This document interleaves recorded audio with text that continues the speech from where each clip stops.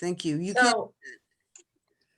So anyway, we're delighted to have both Jeanine and Kenny here today to do some welcoming remarks and share some of their thoughts with us.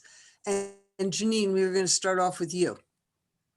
Thanks, Kim. First of all, I would just really want to thank you. You are such a leader in our community countywide for conservation and smart growth planning. And I learned from you and others on the Conservation Alliance. And as I shared earlier, I grew up in Northwest Iowa in a farming community. My mom was raised on a farm, but I was not. I was raised in the small town, but certainly had friends who grew up on farms. And when I moved out here to Northern Virginia, you know, and moved to Gainesville as a newlywed back in '95, I had no idea that as I grew up that I would grow this passion for conservation. Of course, I remember, and specifically middle school, we were taught soil conservation in particular, and we would have classroom projects about soil conservation, and the extension office would come and teach us. And but I think that it is incredibly important to be wise stewards of the land. And for me, preservation of the rural area is important for several reasons. And the environment is certainly one of the reasons, but I also believe that preservation of the rural area is a great land use tool and also has the fiscal impacts. So it makes sense for lots of layers for smart land use planning. And I really look forward to listening to Anthony. And I thank you for taking time and interest in helping us preserve the rural area. And that's about it. I guess the other thing I just wanted to throw in there, and I'm sure everybody on the call agrees with me, I think it's also just kind of fun and exciting that organic farming is truly hip. And I believe that the COVID crisis has probably also enhanced, you know, an interest in folks wanting to, you know, if there's an opportunity for people to live off the land, it's healthier. And I grew up, you know, in town, but my mom and dad had a big garden in the back of our home. And the soil in Iowa is so rich that we grew, you know, lots of different things. And I'm one of 6 kids, so the garden often came in handy at mealtime as well, in the summer in particular. But I just really look forward to hearing from you, Mr. Is it Flaccavento? That's it. Yeah, so thanks for sharing your time with us. And I'll turn it over to my ally on the board who does represent the prettiest district, but I appreciate that he has a heart for the rural area as well. Thank you so much, Supervisor Lawson. Good evening, everyone. Thank you, as my colleague echoed, to Kim, Charlie, Elena, and everyone else at the Conservation Alliance for all your hard work and for putting this great forum together. As Supervisor Lawson did mention, you know, we have a very unique asset in the rural area, the rural crescent. Very few localities of our size and population have such a large, vibrant rural area like ours does, and we're one of the few left in Northern Virginia that has such a crown jewel of a green open space area that has agriculture, has open space, has the natural beauty of nature that has been there for hundreds and hundreds of years. As most folks know, Prince William County has a long history with agrarian agriculture. You know, this was a major area for plantations and farmland and other things throughout the history of this country, even before the nation was founded. And so it's important to us, not only from an economic standpoint and an open space standpoint, to preserve these open spaces, but also an historical perspective as well, because The last thing we want to do is run rampant with sprawl and residential development that will overtake the natural beauty of the area, be environmentally unsound, and most importantly, in my opinion, also trample on things that are quite historic in the forming and the founding of our nation and our history.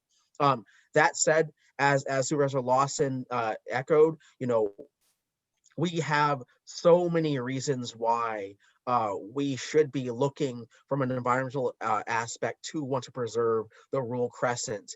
Supervisor Lawson and I, as well as Supervisor Vega, we all share the Occoquan Reservoir. And so we know that anything that happens farther up in the Brentsville side of the Occoquan Reservoir will come downstream through the Coles District into my district and go all the way out to the Potomac and the Chesapeake Bay watershed. So that's our water supply right there. We know that we have a vested interest in protecting our soil and our land, because we know that we only get really one shot usually at protecting the quality of our soil, especially from a viability of growing food standpoint, and also just to keep folks safe from harm of contaminating the water.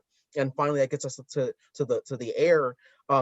We talk a lot about climate change and greenhouse gas emissions and pollution, but to me, we need to be smarter about how we preserve and basically enhance the natural carbon siphoning resources we have, which are trees and plants and natural flora.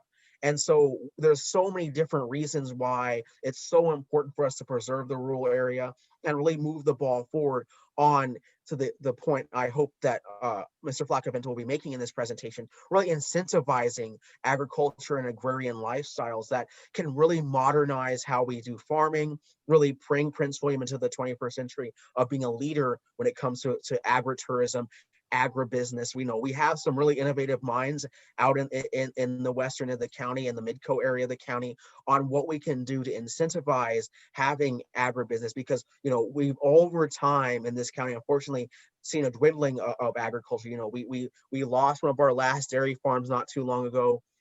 We have some great people doing hydroponic farming and stuff like that, but how can we really talk as a community about incentivizing agriculture and agrarian economy? So we're not only investing back into the community, but we're giving people good paying jobs that move the ball forward and give folks in our community, especially us on the eastern end, the opportunity to get out there and really see what nature has to offer. I think I've spoken long enough. We're not here to really listen to me or Zurich Lawson or anyone else. We have a great keynote speaker in Anthony Flaccavento, who I know not only talks the talk, but he walks the walk. I know he's been a huge advocate for really modernizing how we think about agriculture and having a real agrarian community and society that really invests in community and people from a very top not so much of a top-down perspective, but a really bottom-up perspective that really uplifts all communities, especially frontline communities that we don't really tend to think about, communities of color, low-income communities that really can become vibrant and thrive in an agricultural setting too, just like we do in suburban and urban settings. So thank you so much again, Kim, and looking forward to the discussion. Thank you, Kenny, and thank you, Jeanine. And let me just take a minute to introduce Anthony Flaccavento, who has quite a resume. Anthony's an organic farmer, an author, a speaker, and a consultant from the Abingdon area. 20 years ago, he and his family converted a small tobacco farm to raising organic produce, selling at the farmers market and to regional schools, restaurants, and supermarkets. Anthony helped found the Abingdon Farmers Market and built the region's first food hub, Appalachian Harvest, which is now its 21st year. Hats off. He is the author of Building a Healthy Economy from the Bottom Up and scores of widely published articles and op-eds. Anthony's consulting firm Scale, Inc. has helped build healthier economies and food systems across Appalachia and 18 states, as well as Canada and Australia. And we are delighted to have you with us tonight. And I'll turn the floor over to you, Anthony. Welcome. Thank you, Kim. Thanks so much. And also appreciate Kenny's words and Jeanine's words as well. I'm really delighted to be here with you all. I made a mad dash from my office in town in Abingdon to my house so that I could have internet. Usually it's the other way around. We don't have internet at the house. We do at my office, but tonight it's the flip. So I'm really delighted to be here, and I'm just gonna jump right in, sharing my screen with a PowerPoint that I hope is useful to everybody. This gives you a kind of a quick summary of some of what we believe is critical to this question. So when Kim and I first started talking, and Karen as well, the issue was, how do we connect healthy farming and all that is involved with the conservation of land, open space and otherwise? And additionally, what legislatively might we do? So that's what I'm going to cover tonight. I'm going to start with some context, because I've been farming for 25 years. I've been working on rural development primarily, sometimes in cities, but rural development for about 35 years, and have picked up a few lessons along the way. So why is it so tough to farm? Because it is. We have periodic farm crises in this country. In fact, you could almost say that the periods when we're not in crisis in agriculture are shorter and fewer than the periods than we are. So here's part of it, and gets to some of the issues that we're trying to tackle legislative. This is a graph of how we spend our food dollars in the country. It was done by a USDA economist a few years back. And he looked at the 20th century, and he divided our food dollars into 3 categories. The bottom category, this sort of beige, is the input costs to farmers. Their seeds, fertilizer, fencing, feed for animals, all that stuff. The middle section, the red, is how much of the food dollar farmers get. And then the last section, which you can see is the one that gets bigger and bigger and bigger, is everything that happens after the product leaves the farm. The calf, the milk, the tomato. And what you can see pretty clearly is that input costs have risen pretty steadily over the course of the century. The amount of the food dollar that you and I spend when we shop at a restaurant, a supermarket, or anything else has risen dramatically. But what the farmer gets of our food dollar is practically the same at the end of the 20th century as it was at the beginning. And so farmers have been continually squeezed, getting a smaller part of the food dollar. And as a result of that, farmers like Martin Miles, a dear friend of mine from Lee County on the right, have a hell of a time making a decent living farming.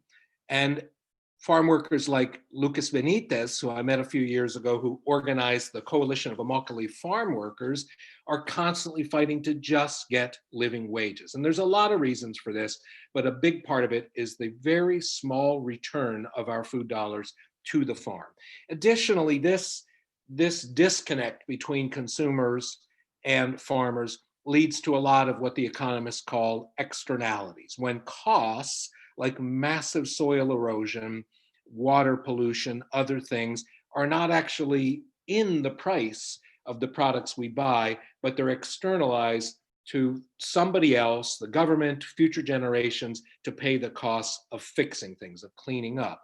And the same is true of animal agriculture. The dominant form, not the only form, but the dominant form of animal agriculture, what Wendell Berry calls this fundamental estrangement between those of us who produce things and everyone who consumes, which is all of us, allows us to perpetuate a system that is environmentally destructive in most respects, that is unhealthy, and that is really nothing less than shocking.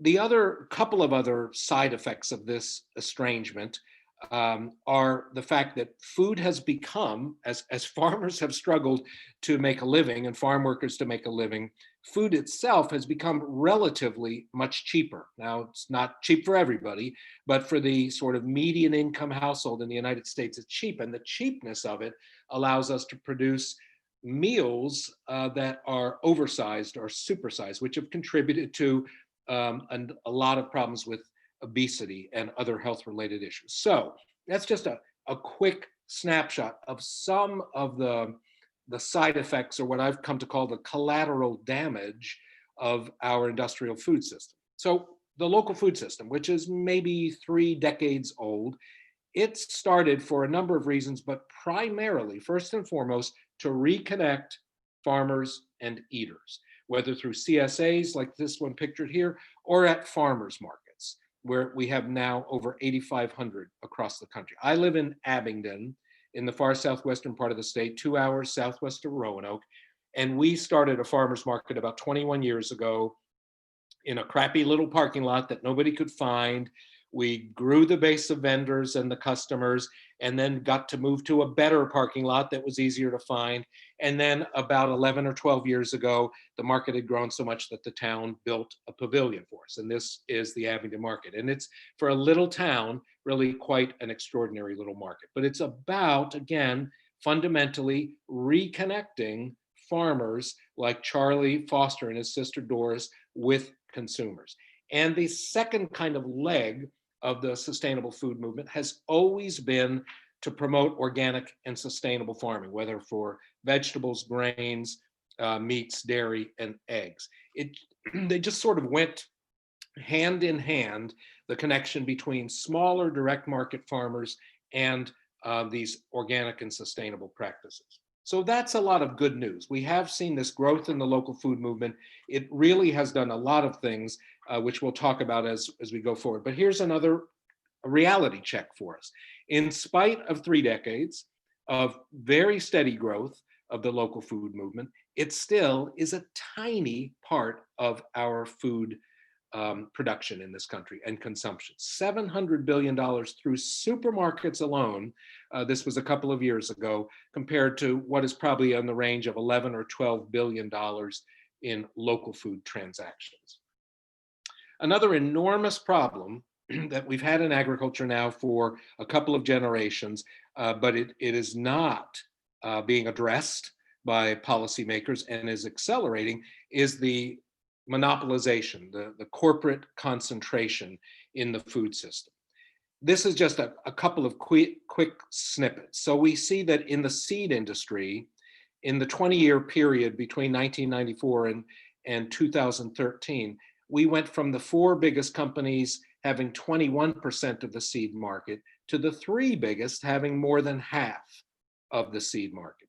In meat processing, we went from the mid-70s to the top 4 meat packers controlling 25% of beef and pork and other items, to the current level where they control 84%. And even in retail, there are 4 chains, and you can probably guess what at least 1 or 2 of those are, now control more than 50% of all grocery sales. So Claire Kellaway, just a fine, fine young journalist who writes a lot about rural and agriculture, she put it this way: farmers are caught between monopolized sellers and buyers. They must pay ever higher prices to the giants who dominate the market for the supplies they need, like seed and fertilizer. At the same time, they must accept ever lower prices from the giant agribusinesses that buy the stuff they sell. And that couldn't be said more persuasively or succinctly than Claire Kellaway. On top of this, we have the reality, and Virginia is absolutely in this mix. It's a little more acute in states like Georgia and Alabama and Mississippi, but with all these problems of consolidation, of low prices, of stresses on the environment, it's hurt all farmers of modest size, but it's been particularly acute combined with long-standing racism for Black farmers. And so we've seen nearly 90%, or some people say over 90%, of African-American farmers have lost their farms over the past century, with at least 12 million acres lost, mostly in the Southeast. Now, there is some reversal of this trend. There is some renewal of access to land for Black farmers and the number of Black farmers, but it's just the beginning of a reversal of a terrible trend. 2 more big challenges before I talk about what the heck can we do about all this. Land speculation. This is something that is just part of our capitalist system, and it's really challenging to rein this in. We see it in urban areas, of course. Gentrification is in part a result of land speculation, but in rural areas, you have this now entering farming. We never used to have the investor class buying up farmland, but now we do on a very, very large scale. So we now have, by one estimate, roughly 1/3 of all US farmland is owned by non-operators, basically by investment companies. And farmland prices as a result have skyrocketed. As one example, in Iowa, went from $400 an acre in 1970 to $7,100 an acre in 2016. That's nearly a 20-fold increase in the cost of an acre of land. And I can guarantee you that farming in Iowa has not become 20 times more profitable in the same period of time. And then the last thing, which is kind of a new issue, quite honestly, is that just recently we've begun to see a plateauing of demand for local foods. Now, this is a really important thing because many people who are not themselves producers, farmers, selling at farmers markets or to local vendors, local outlets may not know this because the perception is that the sky's unlimited, that the market just keeps growing.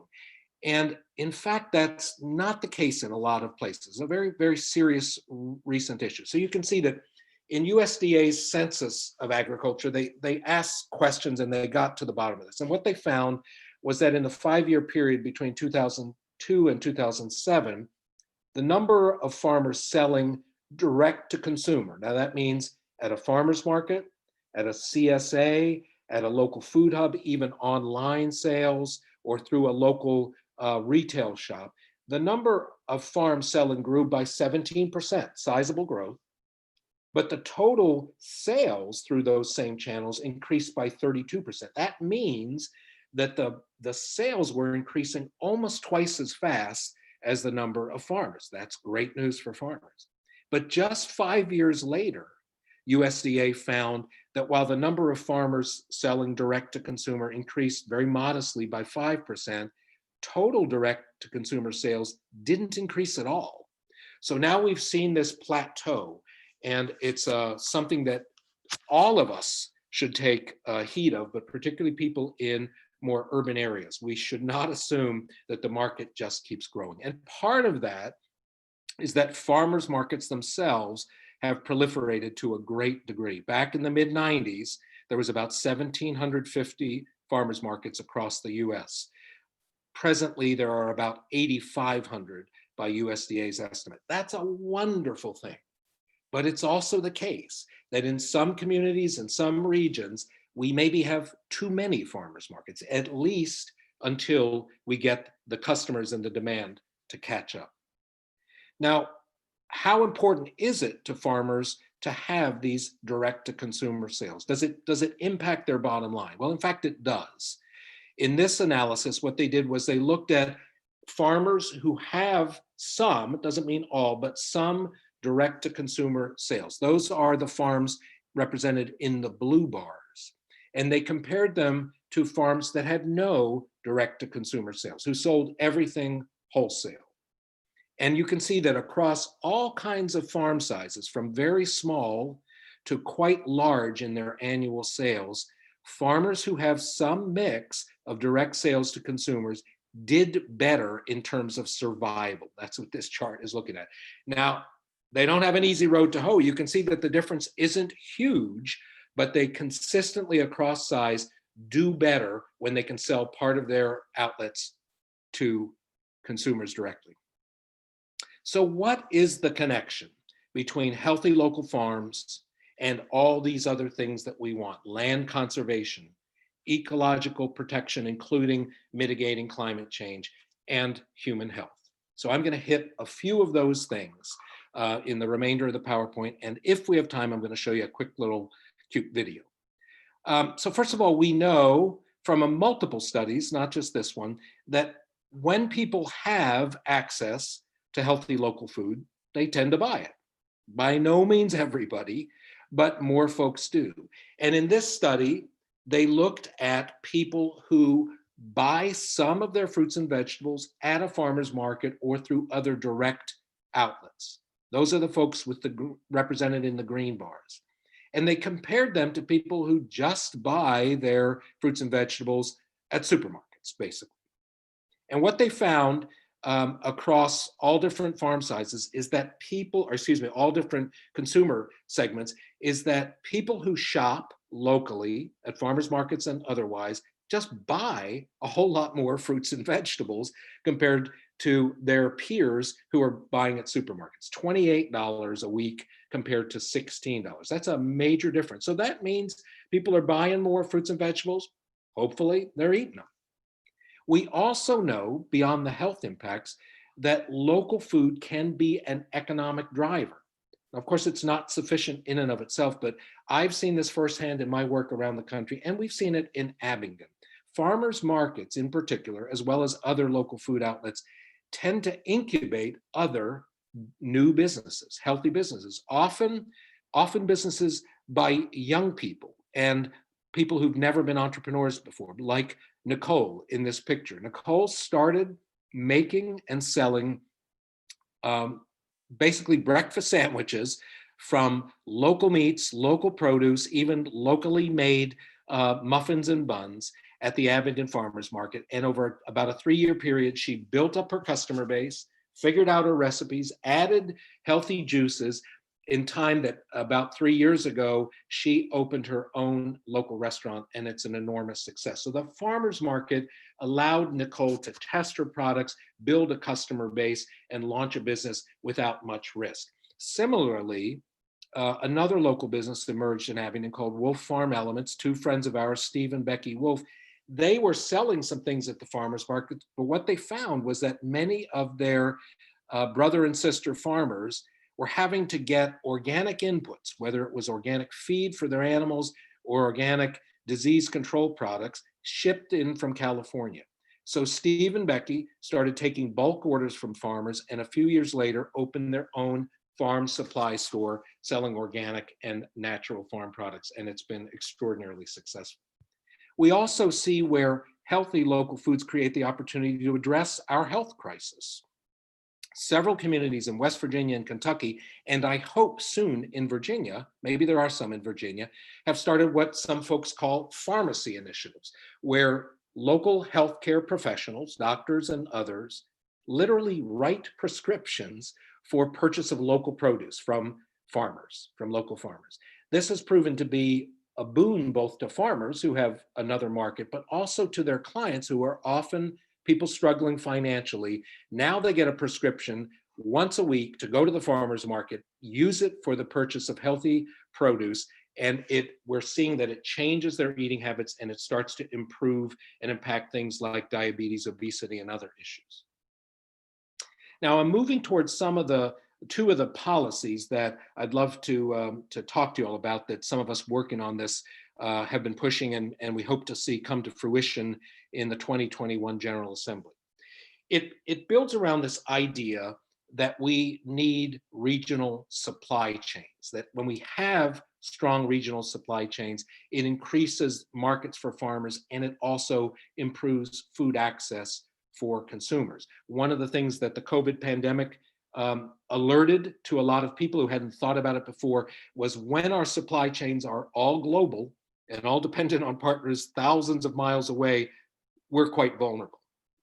So at the end of the supply chain, the retail end, we have innovative stores like the Wild Ramp in Huntington, West Virginia, which converted an old abandoned building into a community-owned grocery store buying local products from over 100 farmers.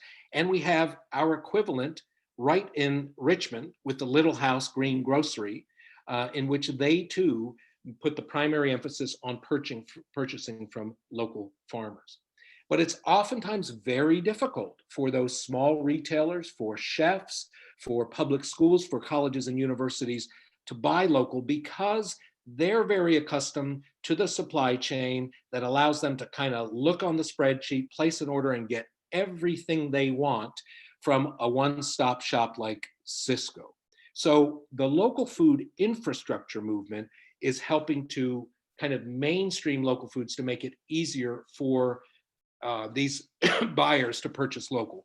21 years ago, we built what was not then called, but is now called a food hub in Scott County, Virginia, in the far southwest corner that is now aggregating produce and other farm items from nearly 100 farmers and making it available to those buyers. That's an example of local food infrastructure.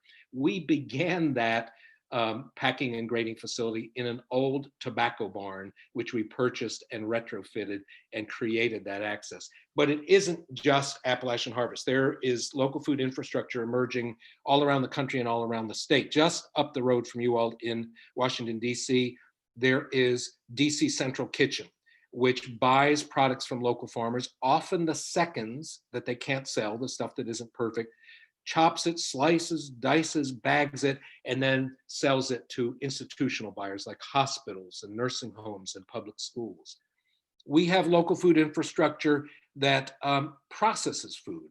In southeastern Ohio, an outfit called ACEnet launched their Food Ventures Kitchen more than 25 years ago. That creates access to startup entrepreneurs, many of them whom have very limited resources or capital, to go into the kitchen to perfect products for recipes, whether it's dried mushrooms, herbal products, jams, and jellies, and do it in a licensed commercial kitchen that allows them to then sell their products. All of those are examples of local food infrastructure.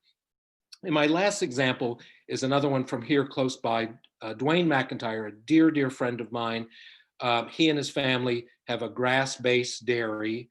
And what they have done is they are producing some of the healthiest milk and milk products on a farm that is extraordinarily regenerative. And a big part of how they're able to do it is because of critical infrastructure, because Dwayne himself got investment from his customers and built a small dairy, and he's now producing probably the best yogurt and milk and other products that I've ever tasted. So we have put forth the Food and Agriculture Working Group of Virginia's Green New Deal Coalition.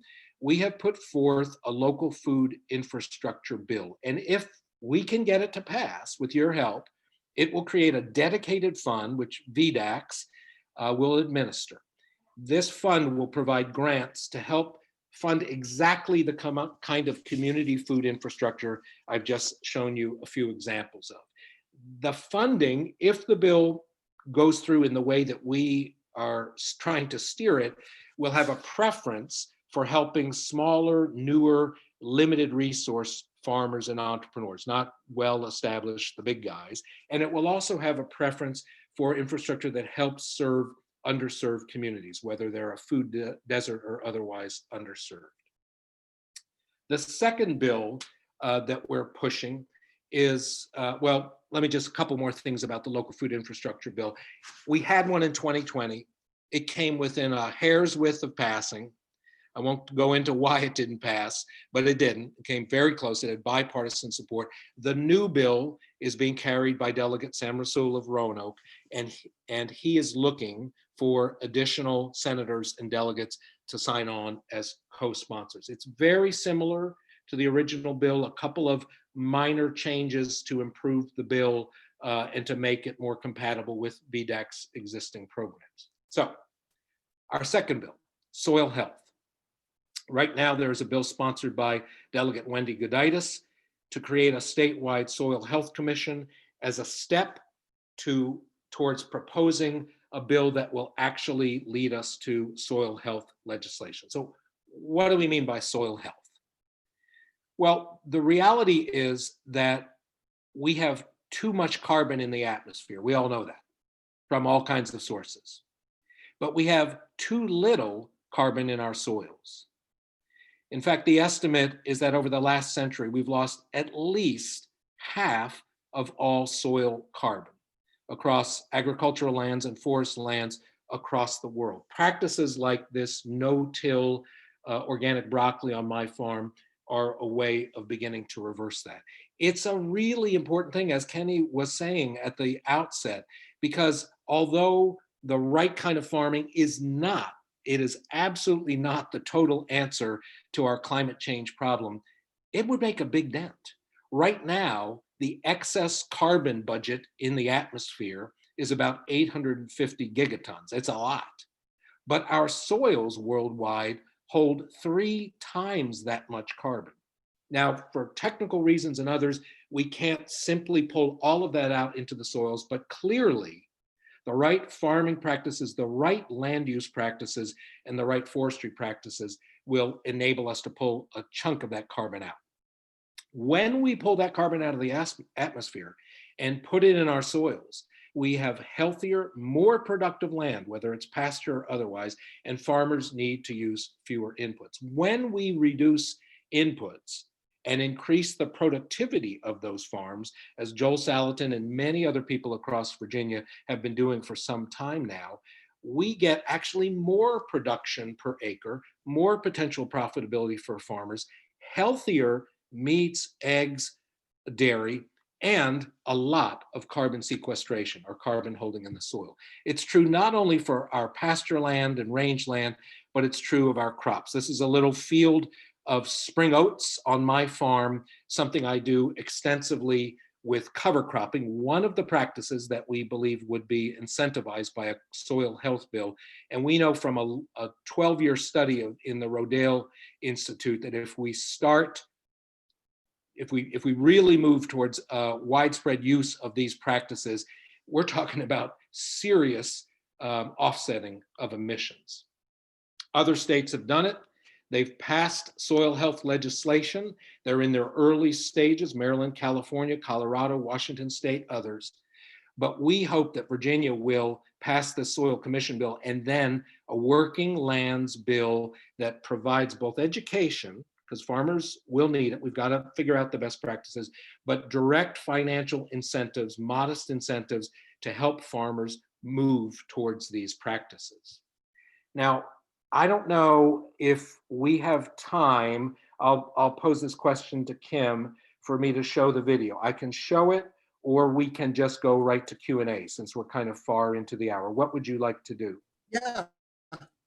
Show it? All right, here you go. Yeah, and it looked intriguing. Okay, so let's see if this comes up. Hopefully it will. So this is a little series I did a few years ago with a local kid called Take 5 with Tony. We tackled a lot of different issues. And let me see if I can get rid of George Carlin and our other friends there. And this is about this issue. Talk about a big, daunting problem, climate change. Now, what does that have to do with butternut squash? We'll find out. But let's start by a quick review. Climate change, we all hear about it, we know about it. Fundamentally, climate change has resulted from the fact that we have too much carbon up there in the atmosphere from carbon dioxide, methane, and other sources. That carbon in the atmosphere, as we now know, is leading to trapping energy below the atmosphere and here on Earth. And that energy, that stored energy, means excess heat. 2014, hottest year ever. 2015 projected to be hotter still. But also things like more storm activity and more irregular weather. So places like California get mega droughts and other places get horrific rainstorms. All that irregularity and the heat in part attributable to climate change. Now we know that there's a lot of things we have to do to change it. I mean, we live in big homes, we like them toasty warm in the winter and cool in the summer.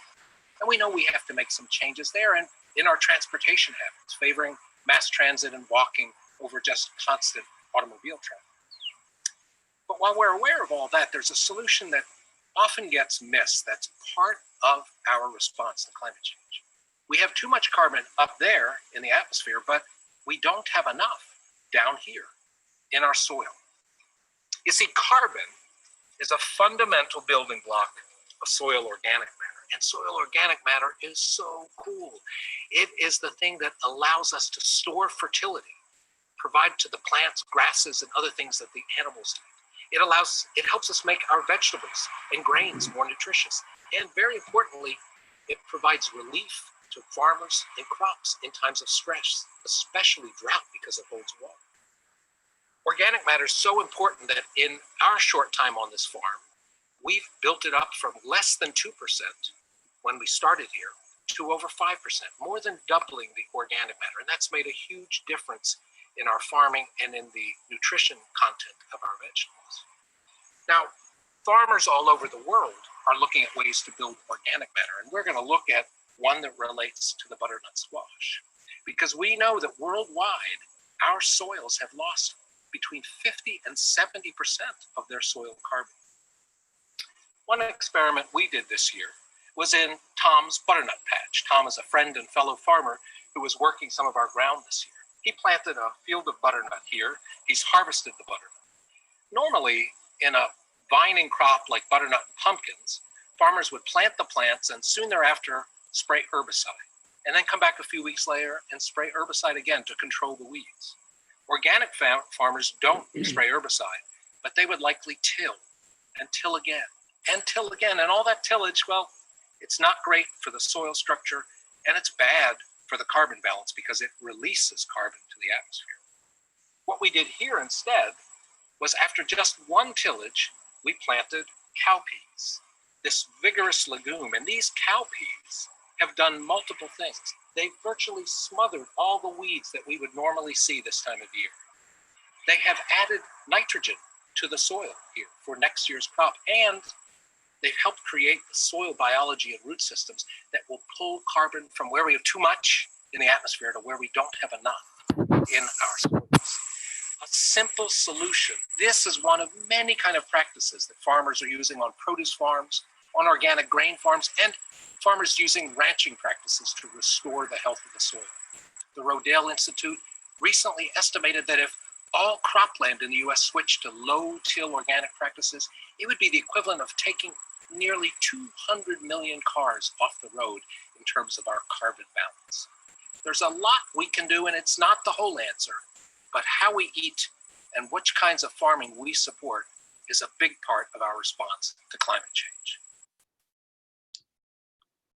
Okay, so that's a lot of information in a short period of time, but I'm done, and I'll turn it over to Kim to facilitate whatever questions or conversations that might be coming forth. Okay, so we can do it two ways.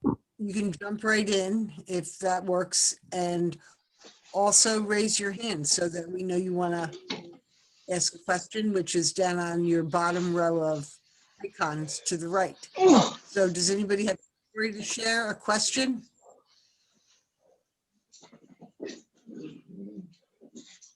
Yeah, Kim, lots of questions. this is Jeanine. Can I go first? You bet. That number that he said in that video was staggering about how much carbon has been lost in the soils. Can you touch on that again, Anthony? It was like 70% or something super high, right? Right, so it's a difficult thing to estimate precisely, and of course it's quite from one part of the world to another, but in an overall sense, soil scientists believe that we've lost between 50 and 70% of total carbon. Now, some of that, like in where you're from in Iowa, where topsoils are still among the best in the world, but where we know we've lost several feet of topsoil in the breadbasket of the US, very similarly in the pampas of Argentina. So some of that is topsoil loss through erosion. Some of it is not topsoil loss, but simply the loss of organic matter within the topsoil fraction and the conversion of it to clay and other things. So it is a staggering amount.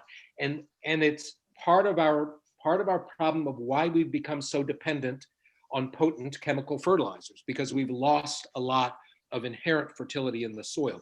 The good news is that you can rebuild it much more quickly than nature can on a well-managed, sustainable farm. Like I said, we bought an old tobacco farm. It had almost no organic matter when we started. 21 years later, we have 2.5 times the amount of organic matter. That wouldn't happen by nature alone. That happens by us cover cropping, composting, minimizing tillage, etc. So the good news of the carbon deficiency in our soils is that it's an enormous opportunity to rebuild farm health, improve the quality of what comes from farms, and pull a whole lot of that carbon out of the atmosphere.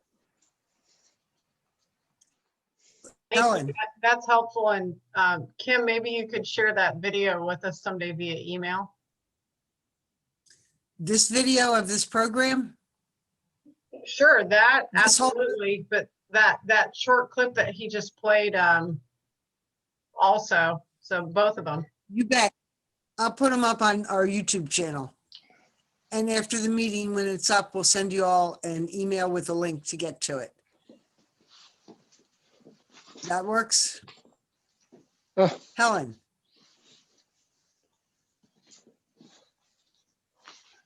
Thank you. Helen, Thank you. Yeah, excellent presentation. Thank you. I have a question for the speaker. Has there been any collaboration with the Virginia Agribusiness Council or the Virginia Farm Bureau in the soil health bills or the local food production bills? Is there any, between organizations, is there any interest? Have you found any interest there with them to help get the Gooditis bill and things pushed through? So real good question, Helen. Let me say that on the local food infrastructure, the development, the recognition that most parts of Virginia, and for that matter, the country, lack kind of local and regional supply chains has been growing for the last 20 years. And so as we built the Abingdon Farmers Market, as we built the Appalachian Harvest Food Hub, as the folks in Charlottesville built a food hub, as other people started to develop community kitchens, they were pretty readily gaining support from Virginia Department of Ag, from state and local farm bureau, sometimes from others like the Dairy Council.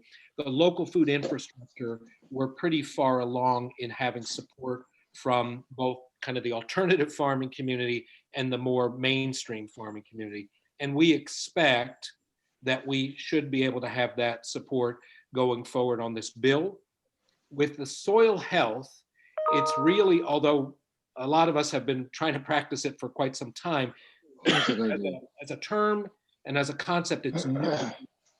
And so we're very much in the early stages of trying to build those relationships and that support. Farmers and conventional farm organizations like the Farm Bureau and the Poultry Growers Association, groups like that, typically are antagonistic or suspicious of environmental initiatives. That's an unfortunate but common reality.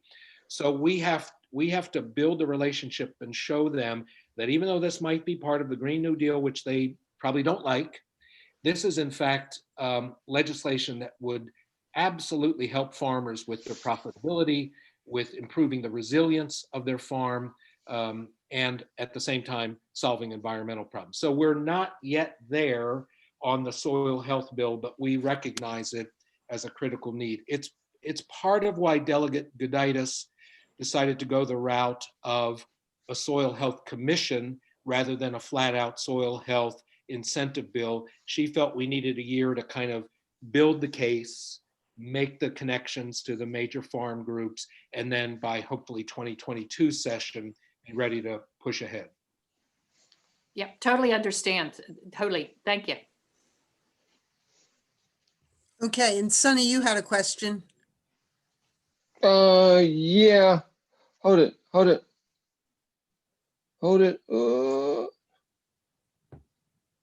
Yeah, this is Sonny. I have like a little dog running around, so I did. He's biting me now. But anyway, no, is honey included as a farm product?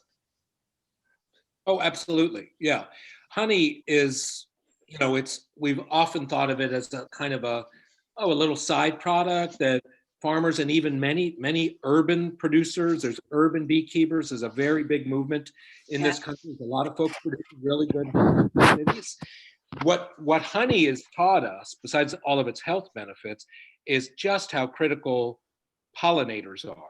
And I'm sure all of you are familiar with, as we've lost habitat, as agricultural and other chemicals have become more commonplace and other issues, we're just losing massive numbers of pollinators, particularly honeybees. And so, although there's nothing specific about either of these bills, that would support beekeepers and honey producers, there's no question that if we provide the incentives to farmers to do this kind of soil health building practices, if we create local food infrastructure, then we're going to see people addressing the problem with the loss of pollinators and pollinator habitat, and that should lead to greater production of honey.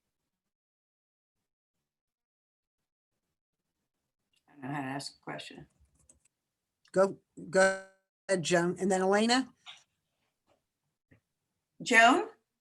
No? Yes? Oh, Joan, do you have a question? We'll let her think about that. Elena, you have your hand up and you're on mute. Oh, you didn't? Hey, You're- Lauren, I figured that I would mute myself. I just want to say what a fabulous presentation. Thank you so much. Unmuted it. Thank you for everything we said. And Joan, do you have a comment? Deirdre, do you have a question, comment, I story wonder- to tell? Did Elena have a question, or you just wanted to thank me for the presentation? No, I had a question. Oh, okay. Thank Oh, you. I'm sorry. Uh, I so misunderstood. that's okay. So first of all, the presentation was fabulous. I have a broader question for you, actually, and maybe seeking some recommendations and ideas. So I'm standing in line waiting to vote, and as I always do, somehow the Rural Crescent always comes into my conversation no matter where I am. And I'm talking to one of the poll workers, and he shares with me that he had just moved here from Fairfax County. Somehow he found out about the Rural Crescent, not through any advertising that Prince William County government did. And he was just like, he had discovered this like unique like fire. I mean, it was so fantastic listening to him talk about the Rural Crescent. And he retired, he was in his 60s, and he bought a small parcel of land, and he bought a tractor, and he was really excited to do some farming. And so, that got me thinking, of course, Prince William County, we are in the process of adopting this arts and agricultural overlay district. And I'm hoping that we can really start promoting agriculture, because I feel like there is oftentimes a push in our rural area, as Kim would say, to plant houses and not crops. So it's really important that we're having this conversation.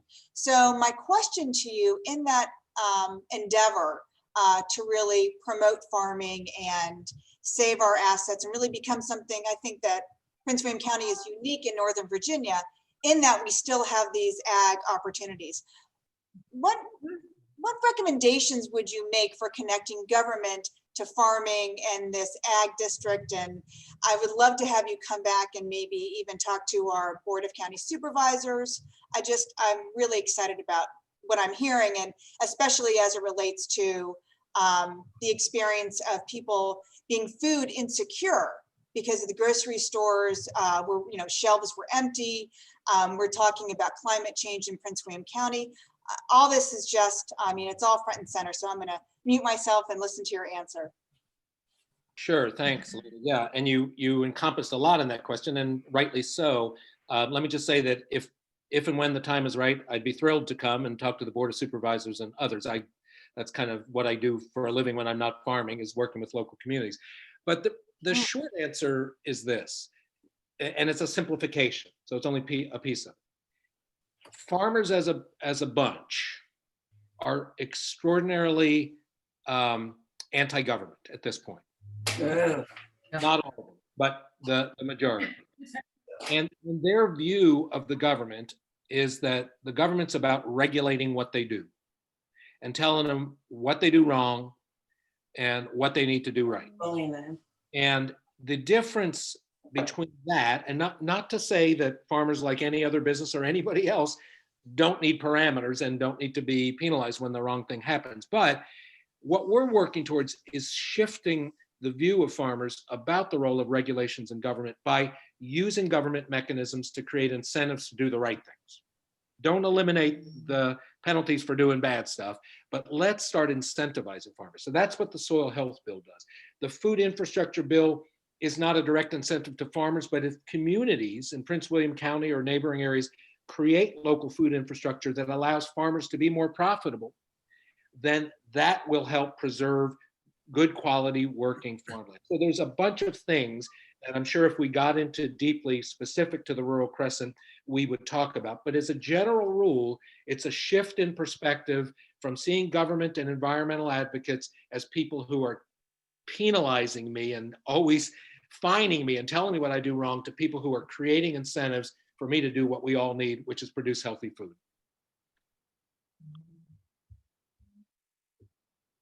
Joan, I do see a question from Deidre about whether or not these two pieces of legislation have bill numbers, and the answer is no. But, and that's because we have submitted drafts of both bills, but, and then Delegate Gudaitis' office and Delegate Rasul's office have submitted those to Department of Legislative Services. Those are the folks that actually turn them into the legalese of legislation. We haven't gotten those back yet. So it'll be still maybe a few weeks, we don't know. Can't be too long, and we should have bill numbers. When we have bill numbers, I for sure will contact Kim, and then I'm sure Kim will get the word out through her networks about those pieces of legislation and what you can do to support them. Okay, Absolutely. thanks very much for that information. I'm with the Soil and Water, the Soil Health Bill initiative, and as far as the Food Infrastructure Bill, we'd like to jump on board and offer as much support as we can. So in the meantime, before there's bill numbers, Deidre, we are building allies, not only in the ag community, but among consumer groups and environmental groups. So the other thing, I'm not sure if I've already shared these with you or not, Kim, but I will share with Kim a couple of short synopses about these bills, kind of what we think they'll be at this point, but also we have a frequently asked question type document that kind of walks through what's the purpose of the bill, what will it do, that kind of thing. I'll also share those with Kim, because honestly, if you want to start talking to your local delegate or senator now, even though we don't have a bill number, that doesn't mean we can't be getting this on their radar screen. And we have enough information for you to do that. So I'll be sure to share that with Kim tomorrow. And then I'll share with and everyone. that is particularly the soil health bill is something that was strongly discussed as part of our legislative agenda for the Area 2 Soil and Water Conservation Districts, which includes Prince William and John Marshall Soil and Water. So I'd be interested to hear the details. Okay, absolutely. We'll get them to you. Thank you. Sally, you had a question?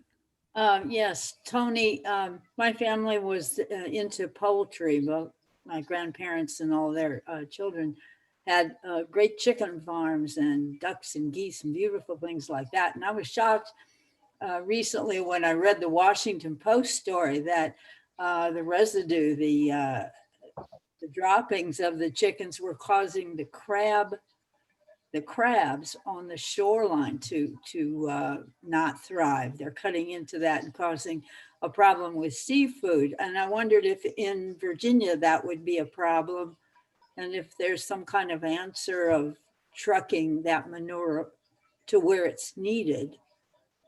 What do you think? Well, yeah, sure, Sally. So there's a number of different things there. Most of the chicken produced and consumed in this country is, as is true also of hogs and beef, but acutely so of chickens and poultry, is produced in very, very large operations. What is kind of generically referred to by people who don't like it, like me, as CAFOs, or confined animal feeding operations. Oh. Those CAFOs, and we have one right down the road from our farm that is actually an egg producer, not a meat producer, but they might have 10,000 chickens in a single house, and they might have 10 or 20 houses, and they move them through very efficiently like a factory. And so there's a number of things that happen with that. One is the production of massive amounts of manure, far more than they can deal with. Now, recent legislation, quite a few years ago, but relatively recent, required, because of water quality, these large chicken and other operations to start dealing with their manure in a better way. But it's still an enormous problem, because even if they're applying it to agricultural fields, especially uncomposted poultry manure is highly volatile and will leach out its nitrogen and phosphorus very quickly if it exceeds what the soil can absorb. So there's, on top of that, it's a very cruel system for animals. And on top of that, you might have recently heard that the Trump administration was attempting to increase the processing speed at chicken processing plants from, get this, 145 chickens per minute to 178 chickens per minute. That means 3 birds per second, basically moving across these lines. So there's all kinds of bad stuff that happens. There's 2 things we can do. In the short run, we can improve the opportunities for these big operations to thoroughly compost their chicken manure. And it's not just manure, it's dead animals, it's feathers, it's the whole bit. And good, responsible operators are making good quality compost from that, which other farmers can purchase. But the bigger solution is moving our meat production to a scale where the animals, like Joel Salatin and other farmers, where chickens and turkeys are integrated onto the same pasture that beef cattle are on, that sheep are on, because there's all of these synergies between the different animals that helps improve the health of the soil, makes for healthier animals, and pulls carbon out of the atmosphere. We can scale back our chicken production. Now, when we do that and do it at that scale, everything about it is better for the farmer, the environment, the animal, and the eater, except it's more expensive. And so that creates other issues, because a pasture-raised chicken, which is really almost an altogether different bird than what you would buy at Kroger or Walmart, is considerably more expensive than the ones coming out of there. So we've got to figure out, those of us that can afford that, and a lot of us can, maybe that's the chicken we should be buying. People who can't afford it, we've got to figure out ways to either subsidize the purchase or otherwise make it affordable. But aside from the price issue, which is big, everything else about those integrated multi-species systems is much, much better. Thank you very much. Really, very interesting. Paige, you're next. Okay, I think I'm unmuted. Thank you, sir, for your presentation. It was very interesting. I am a 3rd-generation farmer. We have 200 acres. I'm 70 years old now. And what I would like to just describe to you is what our operation, and then ask you a question. We started off as a dairy farm, lost money, then went to beef cattle, lost money, then to corn, lost a lot of money, then to soybeans, lost money, strawberries, lost money, and we just can't seem to make a go of farming. And, you know, it's 200 acres. I can't see, you know, trying to grow a few little crops to sell in a farmer's market. Do you have any suggestions? So, Paige, where's your farm? In Gainesville and Prince William County. Okay. Well, I mean, what you're describing is unfortunately the norm in farming. Yeah. And that first chart that I showed, where the farmers are getting a smaller and smaller share, that's the most fundamental problem, right? That and that on top of farmers getting a smaller share, the reality is that many of those big agribusiness entities and the processing corporations like Tyson and others, they get a lot of subsidies. So the big guys get the benefit of that, and the smaller farmer like yourself. What is the solution? Well, part of it, I think, is the local food movement.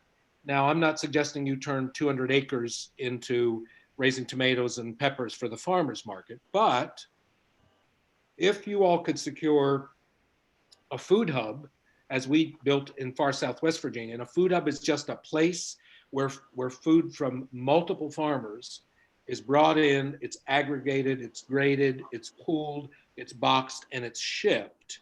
And it's all done in response to specific market demand. So farmers aren't just producing eggs or producing chicken or producing strawberries and hoping it sells, but the food hub secures the sales from, let's say, Elwood Thompson or the Little Grocer or some mid-sized grocery stores like that. And then the farmers actually produce the crops or the other products for the buyers. That's what a food hub does. So a well-run food hub, and it's not an easy thing to do. It took us a long time to get our food hub going right down here, but a well-run food hub helps farmers figure out what to produce. It negotiates the prices in advance. So you find out whether, if they're asking you to grow 25 acres of bell peppers, you have a sense of what it's going to sell for, and you can figure out whether you can make money at that price. Food hubs are one of the vehicles to help small and mid-sized farmers like yourself and me have better market access at better prices, and be in a position where we're not just growing stuff and hoping it sells and having no control over that. Food hubs help return control to the farmer. That's why this local food infrastructure bill we think is so critical. Does that help? Yeah, it does. I mean, I guess what my issue though is I'm 70 years old and I'm certainly not going to take on a project like that in anyway. And, you know, I also just would like to ask the audience, are there any other farmers in this audience right now? Yes. Okay. I just want to know, you know, what your opinion is about that. Totally agree with what the speaker said. This has been ongoing. I'm a 9th generation farmer. Right, I know, Ms. Taylor. Yeah, and where that graph at the very beginning, the light blue, and that disparity there. And I guess if I can pop in there with a question to the speaker, there was a threshold there for farmers markets that you said, I think up till 2007, and then from 2007 to maybe 14, farmers markets increased in numbers, but the produce, the volume of produce did not meet that. So there's a couple things there. Are too many people getting in the business, or is it we need to promote healthy foods? And so my question is a little bit more to your pharmacy program and a bit more on how that works to promote healthy food. We can say education is the answer to everything, but it's got to be meaningful education. It needs to be meaningful for that individual. And I'm wondering how that pharmacy program works, where people write, who subsidizes it? Where's the money come from that? Yeah, great question. And I'm gonna, Helen, I'm gonna respond to that and also maybe say one other thing to Paige before I respond, which is that these food hubs, when they've developed, Ms. Snyder, are not usually developed, sometimes they are developed by the farmers themselves, but more often they're developed either by a co-op of farmers or farmers in concert with a local nonprofit or a local agency. So it's the burden to build out these facilities, create the market access, doesn't fall all to farmers, just to help respond to that. But to your question, Ms. Taylor, so a couple of things. First of all, I'm a firm believer that although the demand for direct, wasn't just produce, but all direct to consumer sales has plateaued. It's plateaued nationally. We've seen it in Abingdon. I've seen it in other parts of the country where I work. It doesn't mean that we should give up on it. The fact of the matter is that most people who go to a farmer's market buy a very small number of items, 2, 3, 4 items. Most people go to the farmer's market with a mission that they want sweet corn or heirloom tomatoes or strawberries or whatever, and they might buy $10, $15, $20.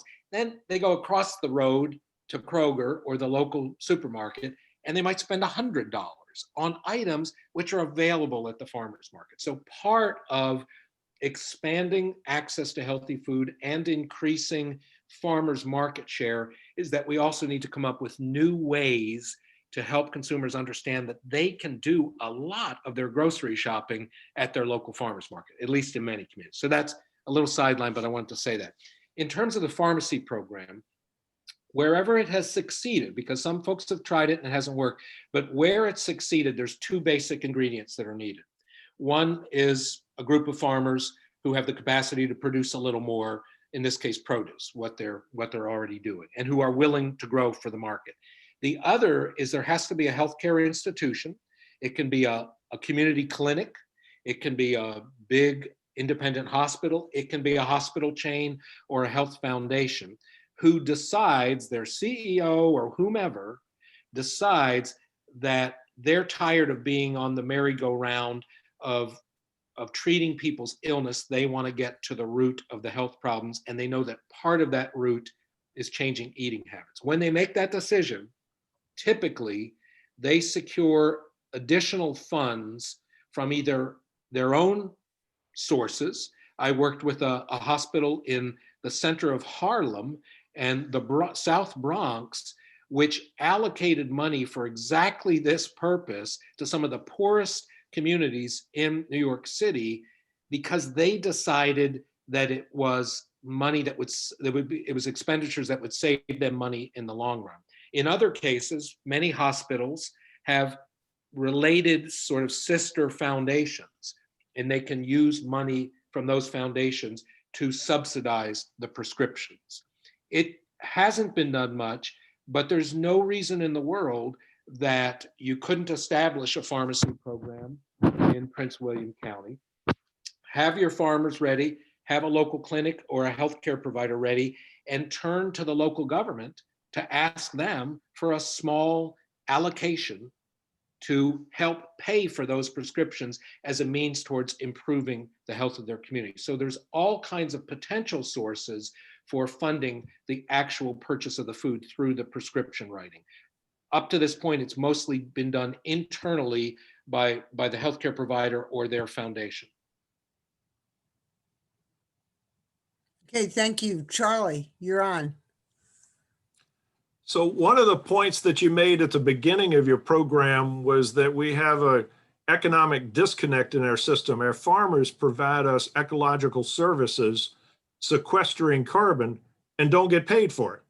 So that the process of us buying carbon offsets or renewable energy credits in some other location could be altered if we somehow found a way to acknowledge the benefits of sequestering carbon in our soil. We can plant trees, and apparently we can get credit for planting trees and the carbon sequestration that comes from that.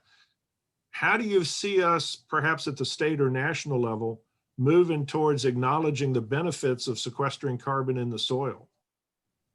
Well, that's really the heart of the matter, Charlie. So thank you for bringing that up.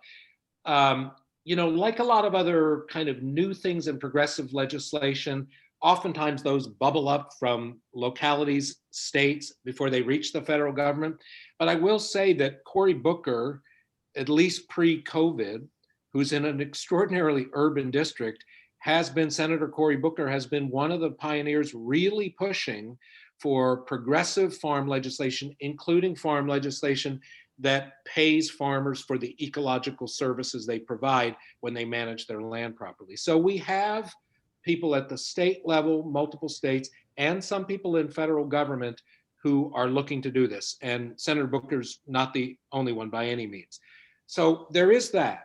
There's also the reality that the COVID crisis and all that came out of it has created, at least temporarily, a food consciousness among a lot more Americans. The local food movement has been sort of slowly but surely building its customer base and building its base of dedicated consumers who are going to support their local farmer, support their organic producer. But it's still a small slice of the population. Some of us think that if we act quickly, decisively, we might be able to build on or capitalize on the fact that a lot more people who've never given a thought to where their food comes from are now thinking about it. And the key, more than anything, is to make healthy, the purchase and consumption of healthy foods as convenient as possible. And we know that from studies, that there's a number of things that keep people from buying local, buying organic, buying sustainable, and it's a number of issues. price is definitely a piece of it, but far exceeding price for most Americans, it's convenience. And personally, I don't like that we're in a convenience obsessed society. I don't think it's mostly a good thing that our lives reside on our phones and that so many people think that their responsibility to civilization is simply purchasing to meet their own needs. That's really sort of too bad. But we do know that's the reality. So what we have to do in our sustainability efforts, our conservation efforts, our local food efforts, is try to make healthy local foods as convenient as possible for a lot more shoppers. Making the farmers markets more convenient, expanding their hours, having more locally owned grocery stores in food deserts that are buying from local farmers, and otherwise through public policy, making it more possible for farmers to actually make a living. That's a huge issue, as Paige highlighted. So long as farmers lose money, they're going to sell their land to developers. And until we figure out how to make farming much more profitable for a lot more farmers, we're going to keep giving up land. So I would say that plus making the food itself more convenient are the two big keys. Some of that is legislation for sure, like what we're pursuing. Some of it is also that our institutions like Virginia Tech, Virginia State, our hospitals also commit to this, to local purchasing. And some of it is just a change in culture, which I think would follow.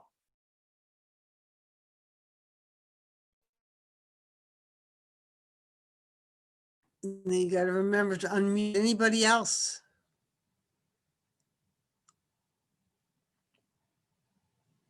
Not seeing or hearing anybody. Anthony, thank you so much.